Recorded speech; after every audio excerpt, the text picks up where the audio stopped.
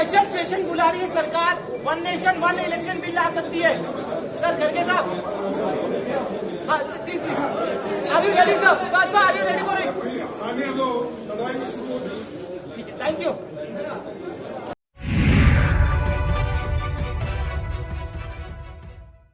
नमस्कार, इन खबर में आपका स्वागत है। विपक्षी अलायंस यानी कि INDIA की मुंबई में बैठक चल रही है। इसी बीच एक सरकार ने बड़ा फैसला कर दिया है कि 28 से 22 सितंबर के बीच में संसद का विशेष सत्र होगा। इसके बाद से अटकलें लगनी शुरू हो गई है कि आखिरकार मोदी सरकार ने क्या प्लान कर रखा है कि विशेष सत्र में उसे पेश किया जाएगा।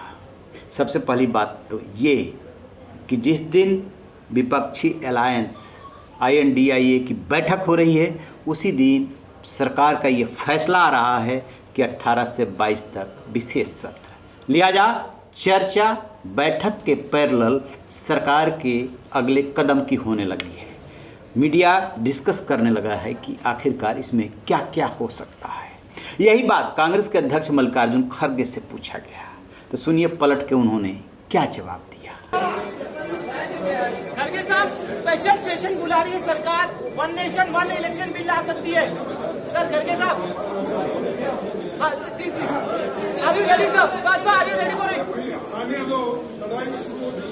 ठीक है, थैंक यू। वो कह रहे हैं कि लाने दीजिए। क्या लाने दीजिए? One nation one election. तीन बातें हो रही है। मोदी सरकार 18 से 22 के बीच में वन नेशन वन इलेक्शन का बिल पेश कर सकती है। मोदी सरकार UCC यूनिफॉर्म सिविल कोड और महिला आरक्षण बिल ये पेश कर सकती है। अब सबसे बड़ा सवाल ये कि इतना महत्वपूर्ण कानून और इतनी जल्दीबाजी में पेश हो रहा है, क्या ये स्टैंडिंग कमेटी को भेजा जाएगा? क्या ये एक राजनीतिक चाल है या इसे तत्काल पास भी कराना है? आपको बता दें कि 22वें लॉ कमीशन ने इस पे वन नेशन वन इलेक्शन पे राजनीतिक दलों की प्रतिक्रिया मांगी थी। 5-6 सवाल पूछे थे।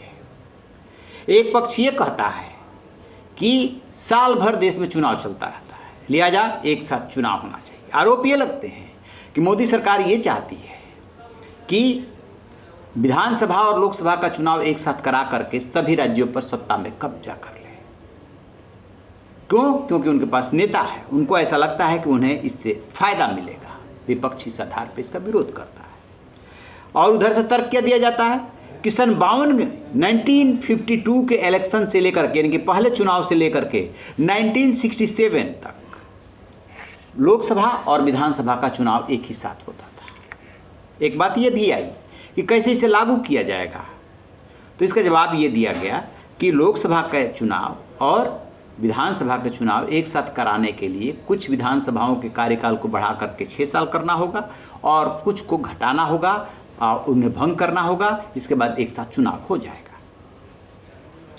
अब इसमें सत्ता पक्ष वर्सेज विपक्ष की कहानी उभर करके आ रही है।